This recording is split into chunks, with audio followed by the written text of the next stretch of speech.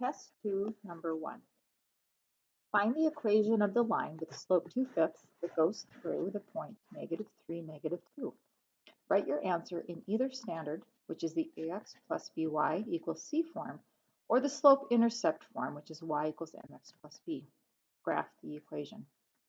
What we need for this example to solve this is we need to use the point-slope form. So point-slope form of a line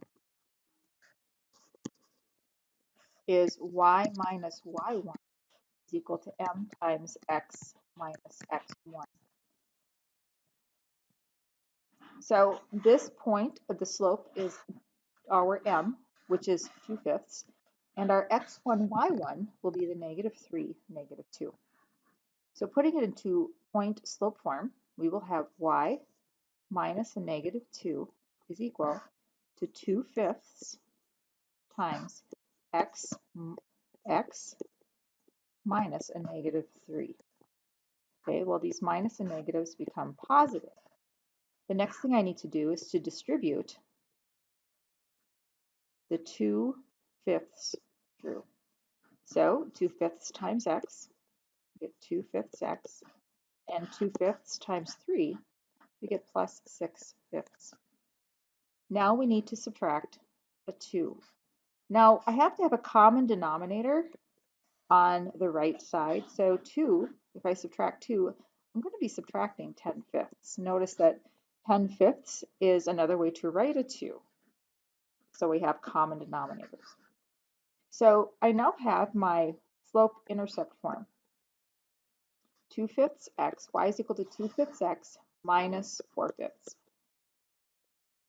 To put this in standard form, because it says you can put your answer in either form, but in standard form, we would subtract the 2/5 x, and we could also multiply by a 5, but we could write it as 2/5 minus 2/5 x plus y equal to -4/5. That would be our standard form. You can multiply by 5 if you like to get rid of the fractions. Now to graph. All right, to graph this, we're going to start by graphing the y-intercept of -4/5, which is right closer to -1, but it's between -1 and 0. And then we'll use the slope of 2/5 to find our next point. So 2/5 means we rise 2, and then we go to the right 1, 2, 3, 4, 5. There's my second point. Okay, bringing in now a ruler. So our lines are nice and straight.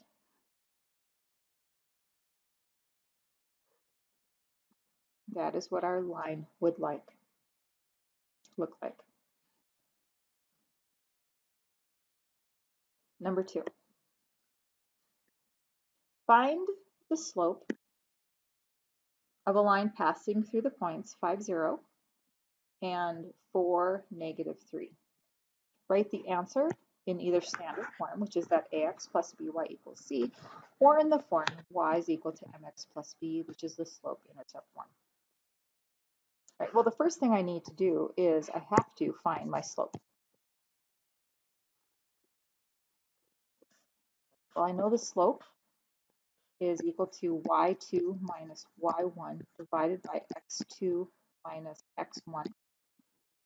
I put this information in. The first point will be my x1, y1. The second point listed will be my x2, y2.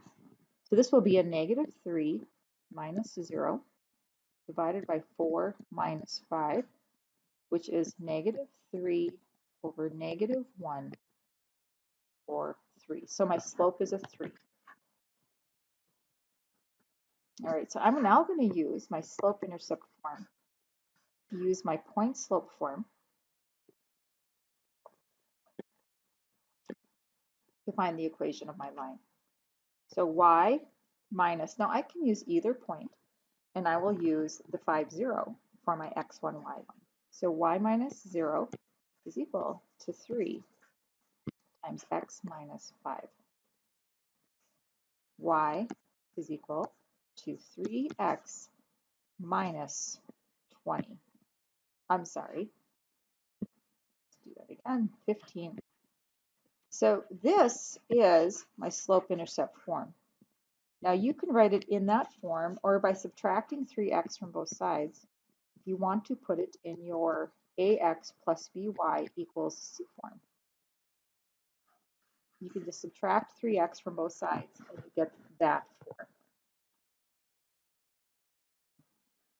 Number 3. Given the functions of f of x equal to x squared minus 2 and g of x equal to 4x plus 3, let's find the following. Now with a, I know I am supposed to use my function f, and x is equal to a negative 3. So I'm going to find the value of my function f at negative 3. So I'm going to put that at negative 3 in parentheses squared minus 2. Now, notice that the negative 3 is in the parentheses, which means we squared the entire thing. So negative 3 times negative 3 is equal to a positive 9. We got minus 2. So f of negative 3 is equal to 7. B is g of negative 8. So now I'm going to use my function of g when x is equal to 8.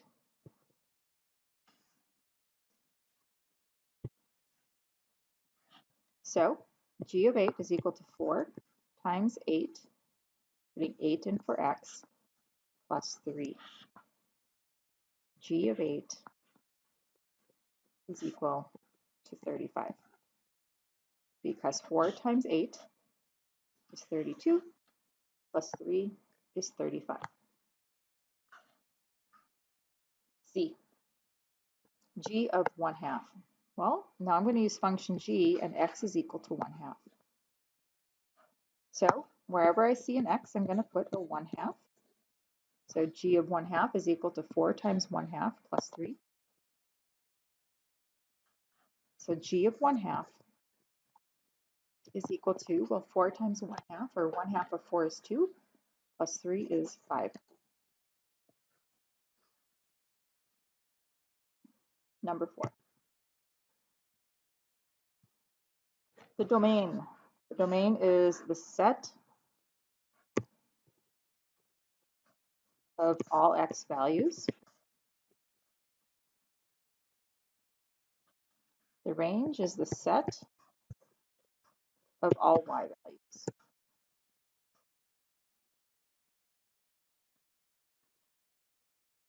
Number 5.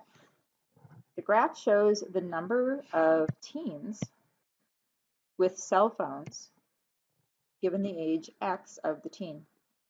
How many 16-year-old teens had cell phones? Okay, 16 years, that's on our x.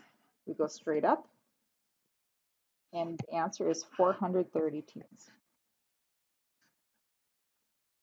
had cell phones.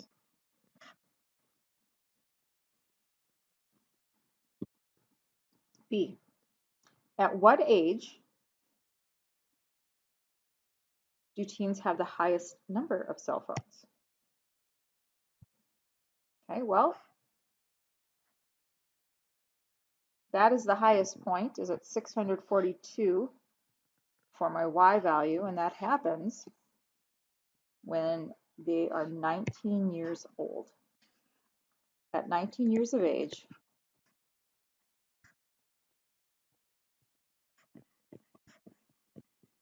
teens have the highest number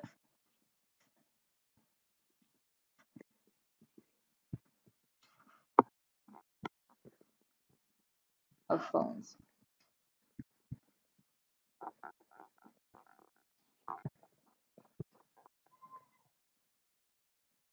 C, how would you describe the number of cell phones based on the age of the teenager? And when I look at it, the older the teen, the more phones they have. So as teens get older,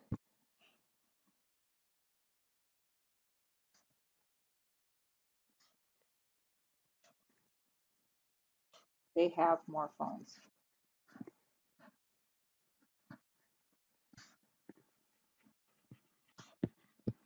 Specifically cell phones.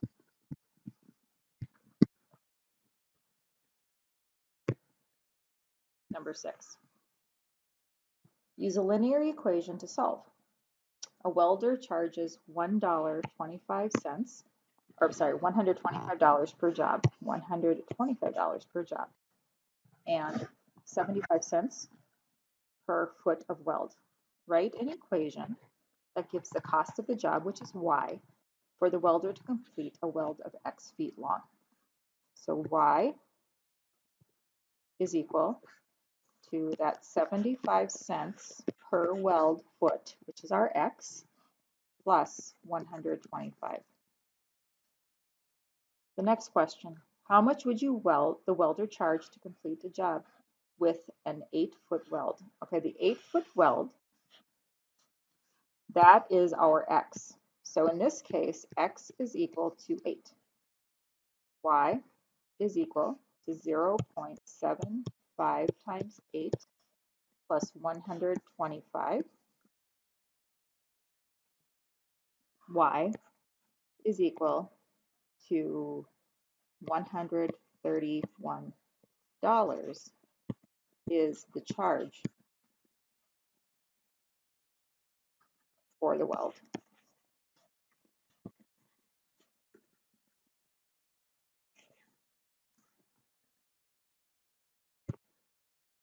Number 7.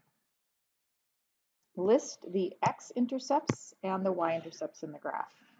Okay, I see that we have 3 x-intercepts.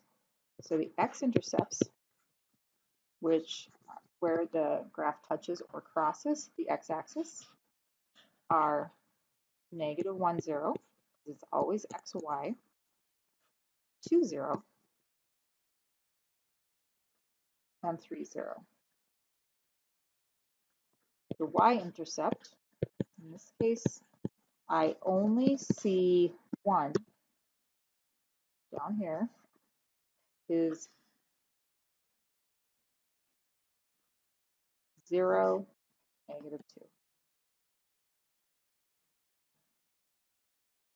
Number 8, A and then B. Answer the following questions and then graph the equation of the coordinate system provided. Y is equal to -1/3 x minus 5. Well, the slope is -1/3. The intercept, you could either write it as -5 or the ordered pair 0, -5. Okay, I'm going to have to draw in my xy plane.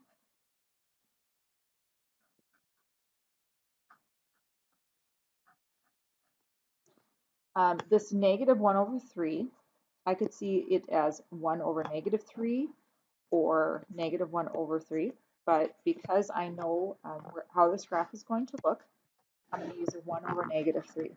Now the first thing I have to do is I have to plot the y-intercept, 0, -5. After I plot the y-intercept, I'm going to go up 1 and then to the left 3. 1, 2, 3. Now that looks really good to me because it's a negative slope, which means the line should be decreasing. And that is 8A. 8B.